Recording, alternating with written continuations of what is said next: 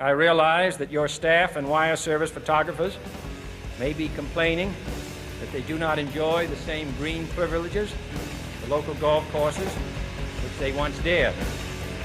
It is true that my predecessor did not object, as I do, to pictures of one's golfing skill in action. But neither, on the other hand, did he ever be a Secret Service man. My topic tonight is a more sober one, of concern to publishers as well as editors. I want to talk about our common responsibilities in the face of a common danger. The events of recent weeks may have helped to illuminate that challenge for some, but the dimensions of its threat have loomed large on the horizon for many years. Whatever our hopes may be for the future, for reducing this threat or living with it, there is no escaping either the gravity or the totality of its challenge to our survival and to our security. A challenge that confronts us in unaccustomed ways in every sphere of human activity. This deadly challenge imposes upon our society two requirements of direct concern, both to the press and to the President. Two requirements that may seem almost contradictory in tone, but which must be reconciled and fulfilled if we are to meet this national peril. I refer first to the need for far greater public information, and second, to the need for far greater official secrecy.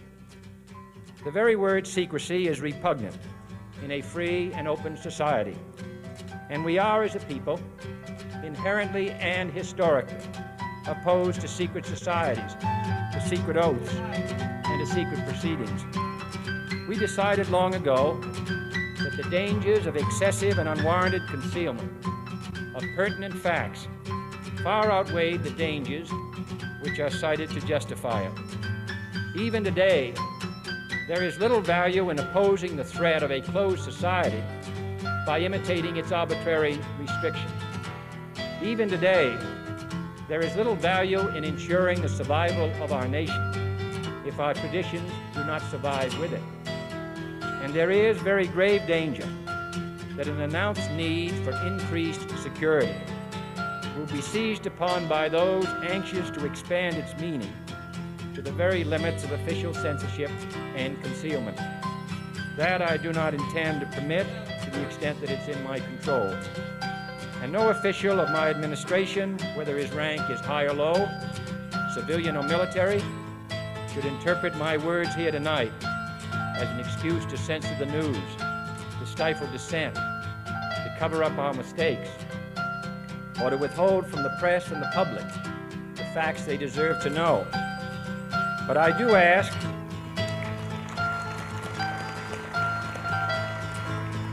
ask every publisher, every editor, and every newsman in the nation to re-examine his own standards and to recognize the nature of our country's peril. In time of war, the government and the press have customarily joined in an effort based largely on self-discipline to prevent unauthorized disclosures to the enemy. In times of clear and present danger, the courts have held that even the privileged rights of the First Amendment must yield to the public's need for national security. Today, no war has been declared, and however fierce the struggle may be, it may never be declared in the traditional fashion. Our way of life is under attack.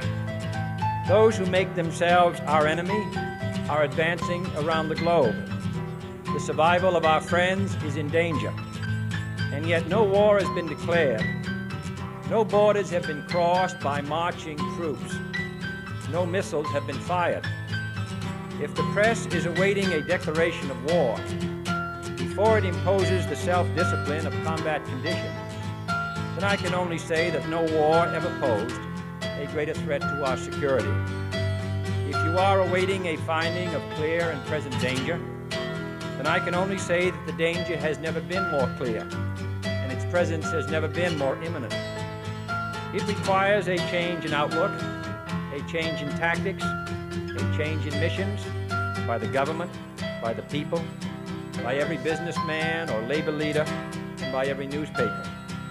For we are opposed around the world by a monolithic and ruthless conspiracy that relies primarily on covert means for expanding its sphere of influence, on infiltration instead of invasion, on subversion instead of elections, on intimidation instead of free choice, on guerrillas by night instead of armies by day.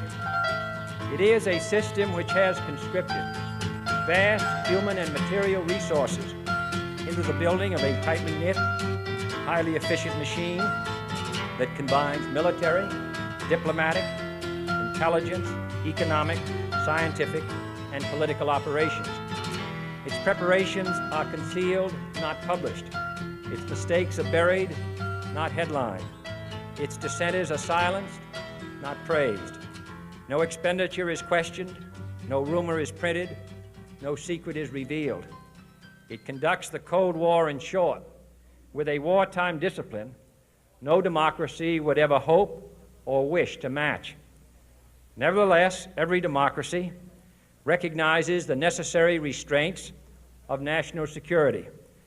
And the question remains whether those restraints need to be more strictly observed if we are to oppose this kind of attack as well as outright invasion.